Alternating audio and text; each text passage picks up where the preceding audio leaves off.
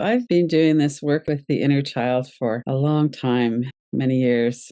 And one of the things that I find so powerful about it is that it helps us to come into awareness of what part of us is scared. One of the things that we know about trauma is that when we come into our body and we're aware of what it is that's going on, we have sensations and energies, and often when we pay attention to them, it becomes aware that we're touching in with a younger part of ourselves. So the practice today is all about that. So you could have a blanket that you're kind of hugging, or you could wrap one around you. It's nice for this practice to feel supported front and back. So if you could do that, that would be lovely. And one of the things that we know about connecting with our fear and our younger self is that we need to be here in this present moment. That's a lot of the work that we do is somatic mindfulness. Can I be here right now in this moment? We look around the room, we notice that we're safe here. And thoughts come up, memories come up. And if we can stay aware that we're here in the present moment, that makes all the difference. So I thought we could start with a couple of practices that you could return to during the practice if you like. One is a butterfly hug. Put your thumbs together and then have your hands out like this. Now put that on your chest and then just kind of go back and forth a little. You could also put your hands on your heart. It's also helpful. And with the butterfly hug, I find that sometimes it's a little bit faster, sometimes it's a bit slower. There's a bilateral brain stimulation that happens when we go side to side. And so that can be helpful as a way to come in to the present moment. Just your hands on your heart is also a lovely way to remind ourselves we're here, we're doing a practice, and that we're okay. Dr. Gabor Mate is somebody who's a trauma expert many of us are familiar with. And he says the fundamental goal of human development is the emergence of a self sustaining, self regulating human being who can live in concert with fellow human beings in a social context. So when we think about our nervous system regulation, a lot of it has to do with that. And vital for this healthy development is a relationship with a parent who sees and understands the child's feelings and can respond with attuned empathy to the child's emotional cues. There's a lot of experts now that talk about this. The primary trauma is that we didn't feel like anybody cared about us. We didn't feel like we had anywhere to turn to for help. And some people had parents and other adults around who were good at physical protection, but we felt emotionally unseen or like we didn't really matter. And some had other situations that were abusive or harmful. But the empathetic witness that a child needs, we can do that for ourselves as an adult. Often that's what we're doing in relationships as an adult as well. But it's never too late to do that for yourself, to become your own empathetic witness. That's what we're working with today. Our general theme in April is fear, how to be calmer, more resilient in the turbulence of hard times right now. And today we're focusing on our younger self. It's unfortunate that children tend to believe our experiences of not being loved. We turn that into a belief that we're not lovable, that there's something wrong with us, that we're broken. One of the things that we do that can help is to come in and connect with that child, knowing that that's probably how we feel inside. We have these survival mechanisms that we come into. So even during the practice, you might notice that you're berating yourself, you have a fight response against yourself. You might freeze or go kind of numb or want to just get away. You might dissociate. If any of those things are happening during the practice, you could bring your hands back to your heart. You could open your eyes and just look around the room and remind yourself that you're here as an adult doing a practice of connection. One of the things that comes into play, internal family systems, is something that a lot of people are more aware of now. So the manager parts of us come in and want to keep control. Want to keep those distressing memories away, feelings locked in. The exiles, and I think in this case we're working with some of that around our younger self, are the incarcerated parts that carry the hurt, humiliation, fear, and shame from past experiences. As children, we don't have a lot of control. We don't have a lot of ways to feel safer. So it's helpful for us to at least be able to connect with that part of ourselves and offer some connection. And then the firefighters are the ones that get us out of there.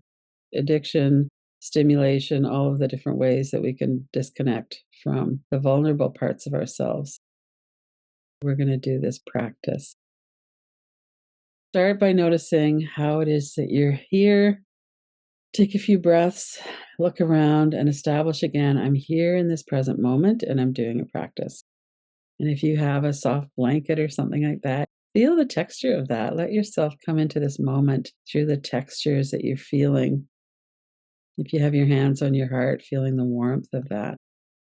So as you're looking around, and you can do this during the practice as well, if you feel like you're getting too far into something, notice colors, shapes. Sometimes we do a five senses practice, but we could also just look around and go, I see these five things that are blue or green or something. And feel your seat, your feet. And then see about having a deeper breath. As you breathe out, let your whole body soften from head to toes. And now bring to mind a younger version of yourself. What was the setting? What comes to mind? So we're working specifically with fear. So it might be a situation where you felt afraid. As we're doing this, it's good to not work with a 10 out of 10. So if you have a memory of feeling a little bit afraid or not too much, but not so that you're overwhelmed. And as you're doing that, notice that you're here in your body. As you remember feeling what was going on at the time, maybe you have an image of yourself at 10 years old in the kitchen of the house that you lived in at that time or something, whatever that is. Notice what you were feeling. What do you remember about how you felt at the time?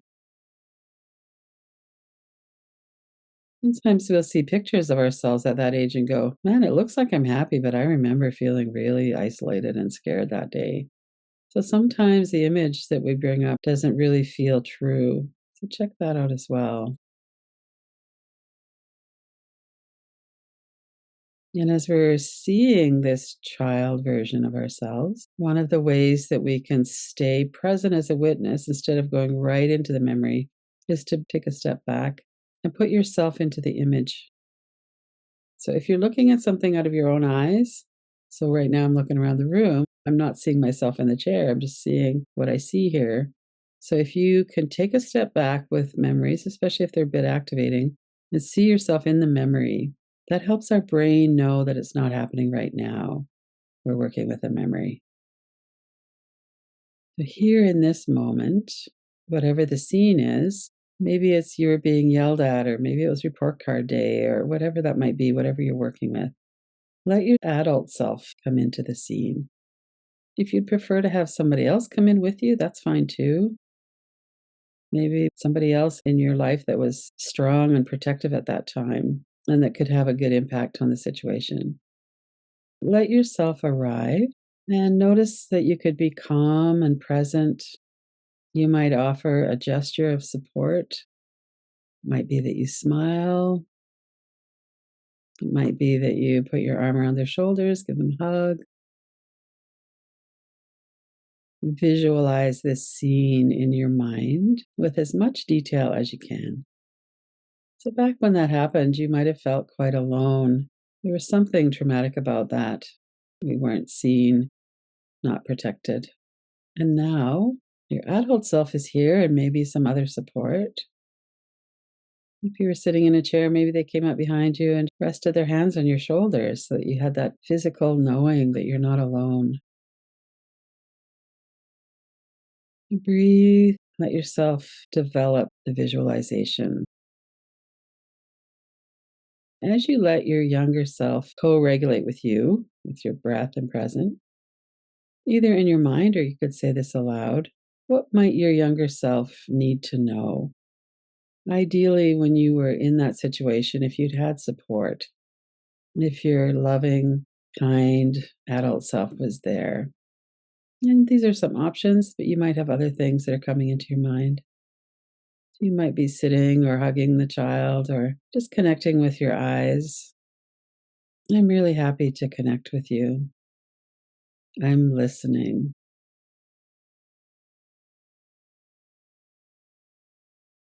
And as you're looking at the scene or imagining it, also feel it in your body and maybe in the child's body as well. Let them relax with you there present. You're not alone anymore. I'm an adult now. And you can count on me.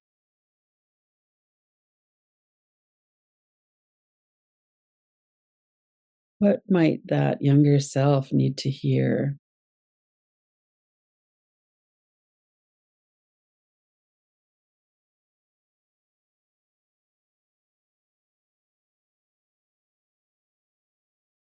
Sometimes as children, we feel like it's not safe to share what's really going on, like nobody's going to care, or maybe we'll be punished for that. So we might say to that child, it's safe for you to let me know more. It's okay for you to tell me about it. I want to know. I'm here, I'm listening.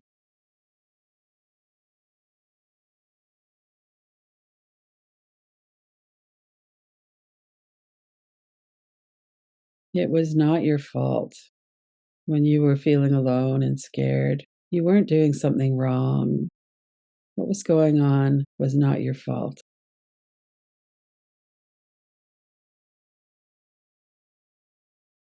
Let yourself really feel that in your whole body.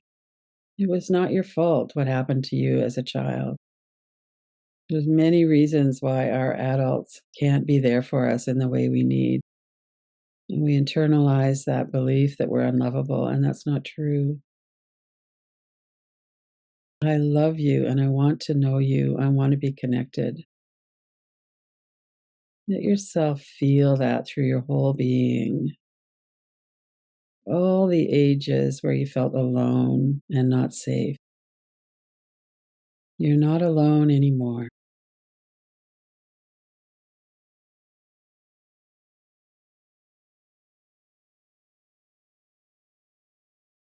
You might have your hands on your heart or you're hugging your blanket, your pillow. Let yourself feel the softness. You're not alone anymore. I'm listening. And if you want to share with me now, that's fine. If you want to wait a while, we could share later. This isn't the last time. I'll keep coming back. You can count on me. Let yourself feel that.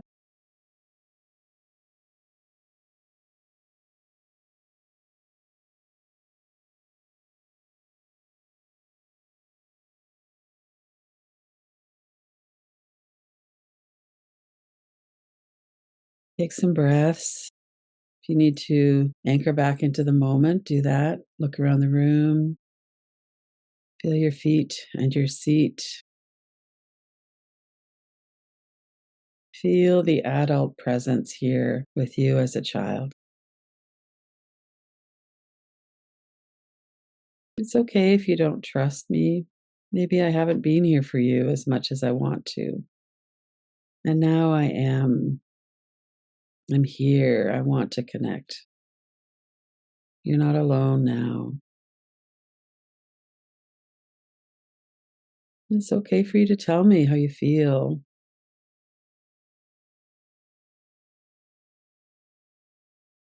Let yourself breathe. Let yourself lean into my support. I love you.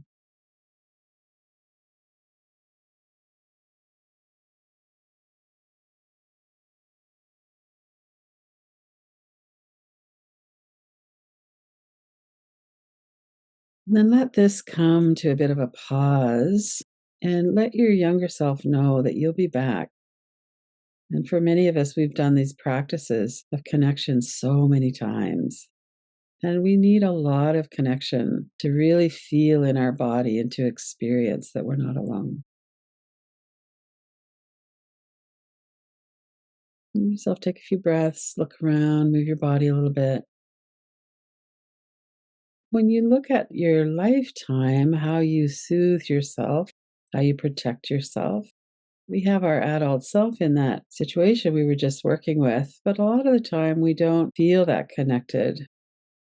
One of the effects of trauma is that we disconnect from ourselves. If you think about your life and when you feel scared or worried, how do you protect yourself? It might be that you go into a fight, flight, freeze, or fawn. You might watch Netflix all the time, or you get really busy at work, or you get really angry about something. When we're thinking about the internal family systems in particular, is it our manager part that wants to just kind of get a grip on everything and make a plan? Is it that you're kind of disconnected? As you bring in your adult self, what do they offer? Well, maybe the adult self could offer a breathing practice. Right now, I'm really seeing that I'm holding my breath. I'm feeling pretty activated in my body. I could do some exercise of some kind. Maybe I could go swimming if that's in your environment. I could do that with myself or with other people. I mean, having these dance parties on Insight Timer, which are really fun. Or it might be something quieter like yoga or Tai Chi. And sometimes when we use an addictive substance like wine or some kind of alcohol, then we might do that alone as a way to soothe when we just need some comfort. Might do that as a social thing with other people. The same with eating. Sometimes we do that alone because it really works to soothe our system. Often we do that socially. We have holiday meals and different ways that we interact with each other. So none of these strategies are wrong, although we will often shame ourselves for them. If you felt more protected and soothed and comforted, if you come back into that connecting with your blanket or the warmth of your hands, some more positive options open up. We become less desperate to escape our situation. Come back into awareness of that, the physical comfort. We don't have to figure this out on our own. As an adult, we have access to other resources. We're here. Our adult self can be a resource for our younger self. Let's just walk ourselves through that for a moment. Feel your feet, your seat. My adult self is here. Return to that memory again of feeling alone, afraid. And you might walk through that again, knowing that you're protected, that someone cares, your adult self sees you. You're not alone anymore. Let yourself feel that.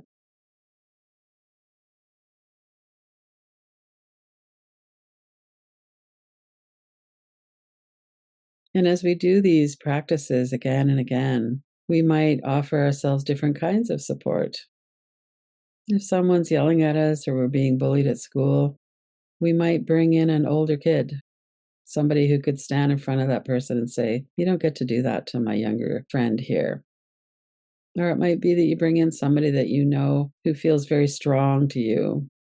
Maybe bring in the Dalai Lama and he can let everybody calm into a compassion heart connection. This is something that we could continue make more rich as we bring in all of these different supports that we have.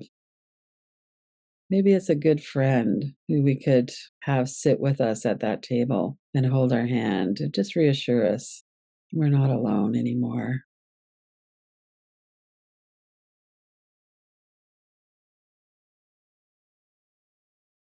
And again, as we bring ourselves back into awareness, we have the experience that we're not alone and that we're safe. And that is what starts to really heal a lot of the traumatic memories. And that feeling of, I'm scared, I'm alone, I need to reach for something right now that's going to get me out of this situation. And then we give ourselves a little bit more time, a little bit more opening into what could I reach out for? I could start with my hands on my heart. I could wrap myself up in a blanket. I could reach for my dog. I could reach for a friend. I could go swimming. I could go for a walk. I could breathe. I could reassure myself in a lot of ways. And then that younger self starts to feel more protected. Look around, notice you're here. Take a moment to think about what you learned or what you observed about yourself. What is it that I could do that would help? Myself, I will often work with the inner child kind of sporadically if something's coming up. But if something's coming up that's a bit stronger, I'll make it a practice for several days or maybe a couple times a week for a while. There's something that's stirred up. Could be from something specific that happened to you, it could be a memory that's coming up again. And now that we are more resourced, we could work with it in a different way. The thing about our mind is that it believes our thoughts, and it believes all the catastrophic thoughts. It goes back over and ruminates about all the times we felt alone and scared. So, this is a good counterbalance to that, to bring in our own adult self, but also to bring in other people who might be helpful, help us to feel like we're not alone, that we're safe. This is something we can continue to work with. I have a couple of insight timer practices on working with the nervous system of the younger self. Those are very helpful as well.